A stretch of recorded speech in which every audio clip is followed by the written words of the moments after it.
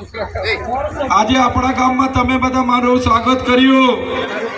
અહીંયા આજુબાજુમાં એમના બે ચાર નેતાઓને પણ કીધું હશે, છોકરાઓને કીધું જઈ આવો, ચૈતરભાઈ આવવાના છે, કોણ કોણ જાય છે, હું બોલે છે ઉતારી લાવો, કહેતા હશે ને. કોઈને ડરવાની જરૂર નથી.